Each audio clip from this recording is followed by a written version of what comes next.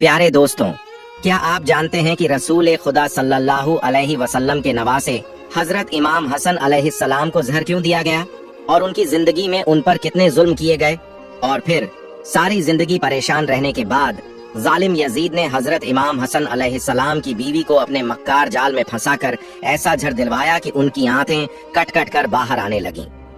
हजरत इमाम हसन अलैहिस्सलाम को जिस दिन जहर दिया गया वो इस्लामी तारीख का सबसे बड़ा और सबसे दर्दनाक दिन था। एक ऐसा दिन जिसकी दास्तान अगर पत्थर जैसे दिल वाला इंसान भी सुने तो उसकी आंखों में आंसू आ जाए। प्यारे दोस्तों, हजरत इमाम हसन अलैहिस्सलाम को उनकी जिंदगी में कई बार जहर दिया गया, लेकिन अल्लाह ताला हर बार उनकी हिफाजत फरमाता रहा।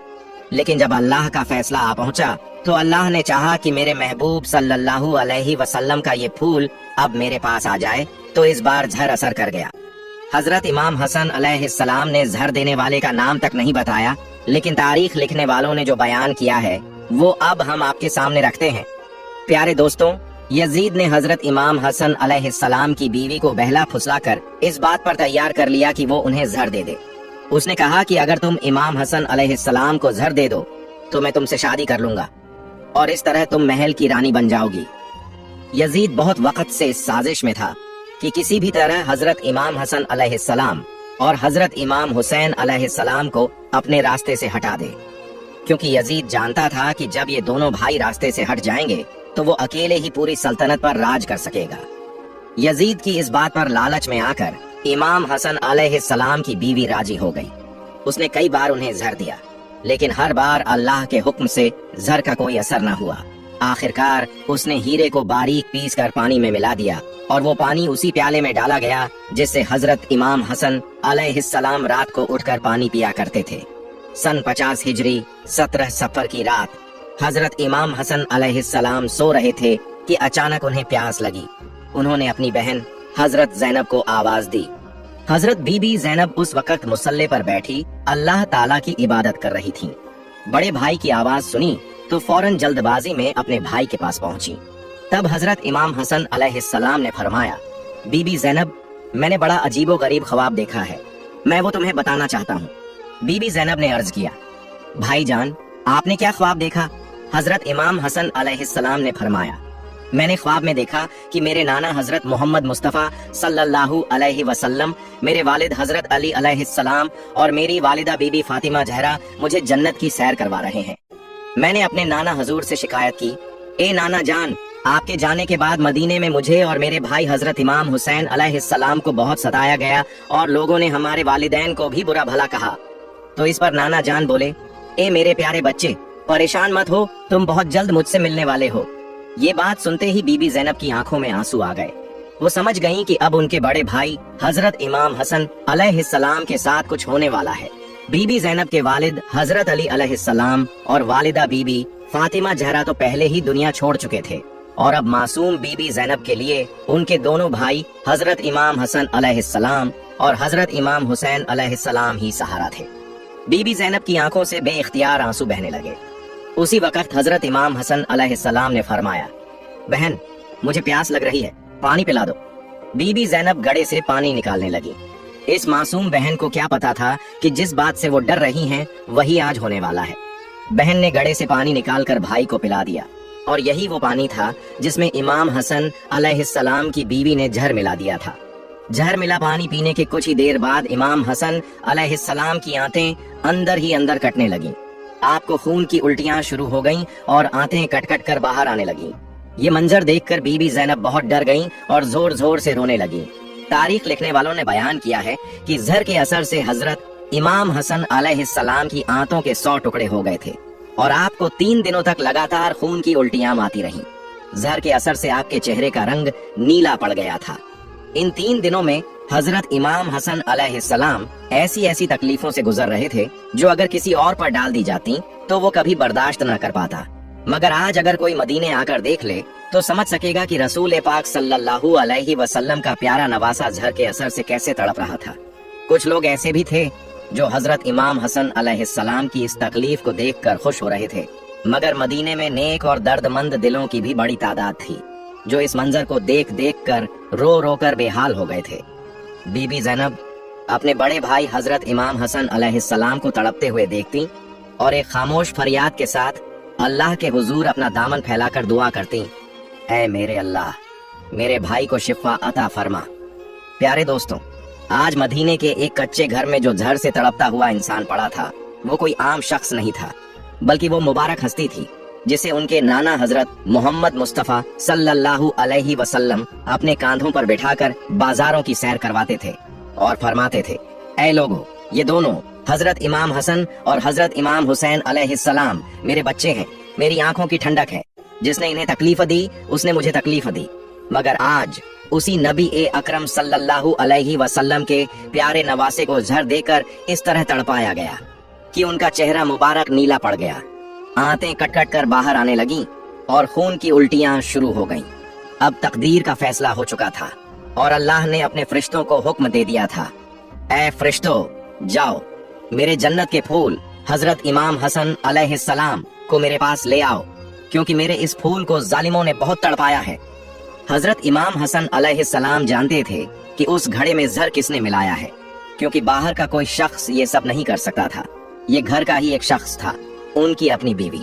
लेकिन इमाम हसन अलैहिस्सलाम ने अपनी बीवी से एक लफ्ज भी नहीं कहा, यहाँ तक कि जब उनके छोटे भाई हजरत इमाम हुसैन अलैहिस्सलाम को खबर हुई तो वो दौड़ते हुए आए और अर्ज किया, भाईजान, एक बार, बस एक बार मुझे उसका नाम बता दीजिए जिसने आपको झड़ दिया है।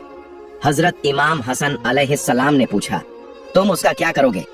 हुसैन अलैहिस्सलाम ने फरमाया, मैं उसे कत्ल कर दूंगा। ये सुनकर हजरत इमाम हसन अलैहिस्सलाम फरमाने लगे, फिर तो मैं तुम्हें उसका नाम नहीं बताऊंगा, क्योंकि अगर झड़ देने वाला वो इंसान न हुआ तो मरते मरते मुझ पर एक बेगुनाह के कत्ल का इल्जाम पड़ जाएगा, और अगर झड़ देने वाला वही शख्स है तो अल्लाह ताला बेहतर बदला लेने वाला है। फिर 3 दिन बाद वो दिन भी आ गया जब हजरत इमाम हसन अलैहिस्सलाम को अपनी वफात बहुत करीब महसूस होने लगी।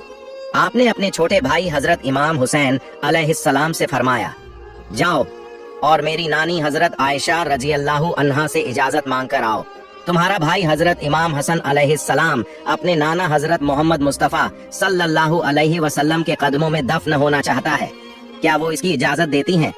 हजरत इमाम हुसैन अलैहिस्सलाम फौरन हजरत आयशा रजी अल्लाहु अन्हा के घर तशरीफ ले गए।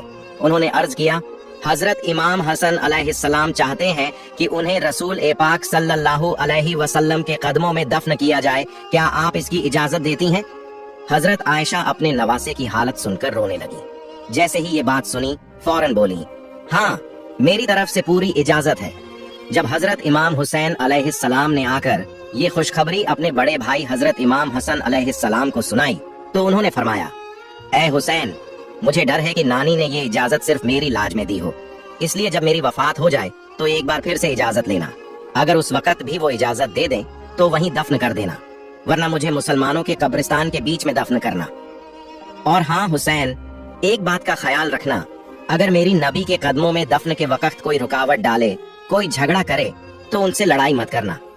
ऐसी सूरत में मुझे मेरी अम्मी बीबी फातिमा जहरा रजी अल्लाहु अन्हा के पहलू में जाकर दफन कर देना। आखिर वो वक्त भी आ गया। हजरत इमाम हसन अलैहिस्सलाम ने कलिमा पढ़ा और अपनी रूह को अल्लाह ताला के हवाले कर दी। उनकी वफात की खबर फैलते ही हर तरफ कोहराम मच गया। बाजारों और शहरों से लोग मदीना शरीफ आने लगे।